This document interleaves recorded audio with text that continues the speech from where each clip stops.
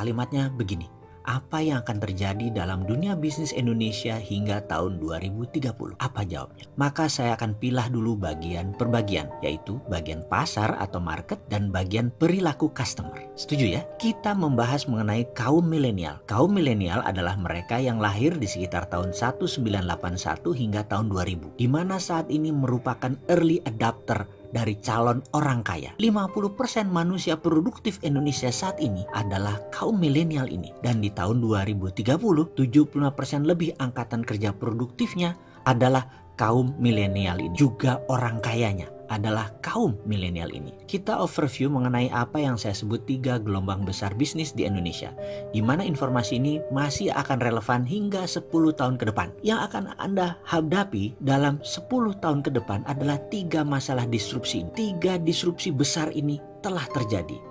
Dan saya bilang bahwa kalau Anda bukan entrepreneur, maka Anda melihat disruption itu sebagai sebuah ancaman.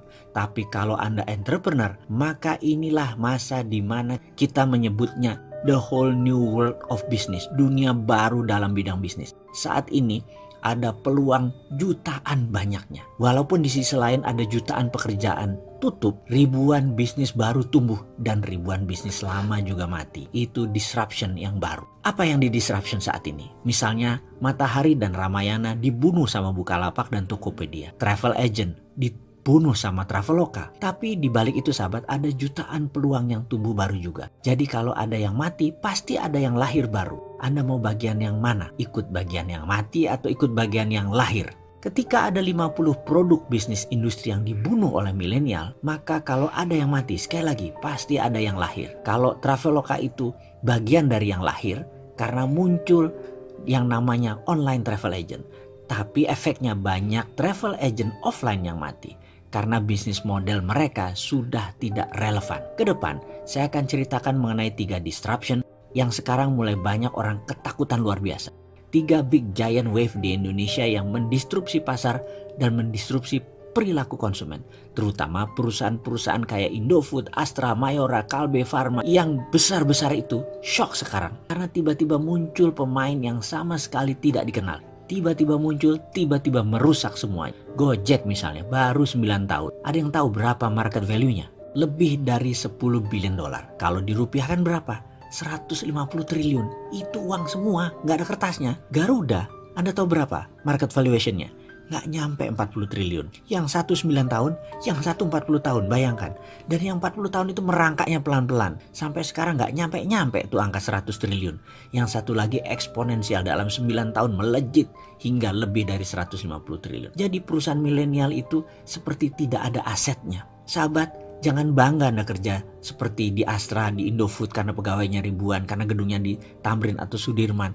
Sekarang anak-anak milenial nggak bangga kerja di perusahaan begituan karena mereka bangganya kerja di perusahaan yang digital. Misalnya Gojek itu menjadi inceran banyak orang. Padahal Gojek asetnya apa? Gojek nggak punya aset. Motor nggak punya, mobil nggak punya, Gojek nggak bayar BPJS, nggak bayar gaji supir ojek. Intinya aset Gojek kecil. Karena itu bisnis mereka bisa besar karena asetnya kecil. Ini aneh dengan bisnis yang zaman dulu. Asetnya besar-besar gitu ya, dan hutangnya besar. Ini tidak. Sekali lagi, di sisi lain, Netflix itu pegawainya cuma 6.000 orang. Valuationnya lebih dari 160 triliun. Kantor aja nggak punya. Jadi omsetnya luar biasa walaupun asetnya kecil. Karena itulah kunci bisnis digital, asetnya kecil. Lalu diskusi apa yang kita akan seriuskan? Kita akan diskusikan pertama tentang millennial disruption. Kenapa millennial disruption?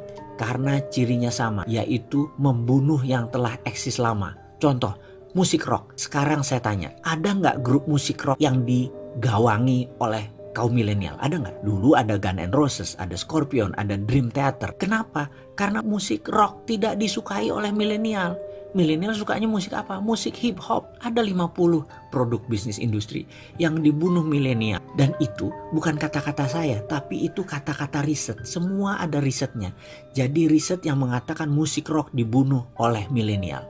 Sahabat, sejak 2017 untuk pertama kalinya album musik rock dilampaui oleh album musik hip hop. Jadi ada satu yang nyungsep pelan-pelan, ada satu yang naik. Pertanyaan pengingat, Anda mau yang nyungsep atau ikut naik? Misalnya lain lagi, Grup lawak itu dibunuh sama milenial. Sri Mulat sudah nggak ada. Dulu ada Jayakarta Group, hilang semua, dibunuh sama milenial. Karena milenial nggak suka dengan grup lawak. Sukanya apa? Sukanya stand up comedy. Dan saya itu kalau nonton Sri Mulat tuh ngakaknya luar biasa. Tapi kalau milenial nonton Sri Mulat, itu lucunya di mana Sri Mulat itu? Nggak ngerti dia itu sebaiknya. Kalau saya lihat stand up comedian, itu lucunya di mana? Tapi milenial itu bilangnya lucunya minta ampun. Jadi dua generasi ini berubah luar biasa. Dan cita rasa humor juga bergeser. Kecintaan terhadap musik juga bergeser. Lalu apalagi yang bergeser dan bagaimana menyikapinya? Kita diskusi lebih lanjut tentang digital disruption. Semua hal nanti akan digantikan oleh robot. Apa yang bisa mekanik dan elektrik pasti diganti robot. Jadi manusia semuanya nanti bisa digantikan oleh AI, Artificial Intelligence. Disrupsi digital ini akan banyak menelan bisnis bergaya tradisional. Bayangkan gerakan digital disrupsi ini seperti gerakan vortex, yaitu gerakan baling-baling pesawat. Baling-baling itu kalau muter makin kencang dan makin banyak dayanya, makin melumat putarannya ke dalam. Ini gambaran industri. Mana yang makin ke tengah, mana yang makin mendekat dengan titik lumatan, makin hancur-hancuran bisnis itu. Pertama yaitu Google dan Facebook. Mereka adalah industri yang paling cepat mendisrupsi sekaligus paling cepat terdisrupsi.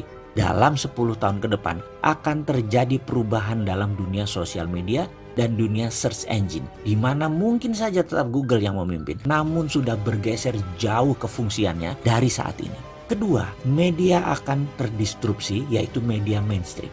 Kompas, Femina, Jawa Pos, RCTI, TVRI tidak tahu lagi sampai kapan. Namun di tahun 2030 rasanya semua itu menjadi dinosaurus, hilang. Contoh saat ini ya, Net TV itu tiba-tiba melay-off banyak karyawan. Persaingan mereka itu dengan individu yang asetnya minim. Bayangkan Net TV itu asetnya heavy sekali dalam overhead. Dan bagi perusahaan, overhead yang besar itu adalah kanker bagi perusahaan. Dibandingkan dengan apa? Dibandingkan dengan Ria Ricis, ya jelas aja penontonnya lebih banyak Ria Ricis. Kenapa? Karena lebih disenangi saat ini. Bayangkan, Net TV itu investasinya 3 triliun untuk dapat viewer 1 juta per hari.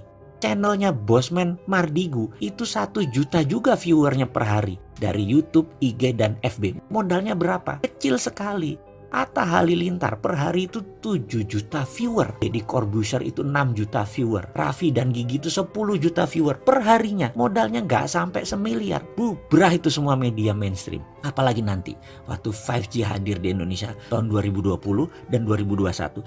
Generasi milenial dan generasi Z tidak nonton TV. Nontonnya semua berbasis internet. Ketiga, apa yang terdisrupsi? Retail shop.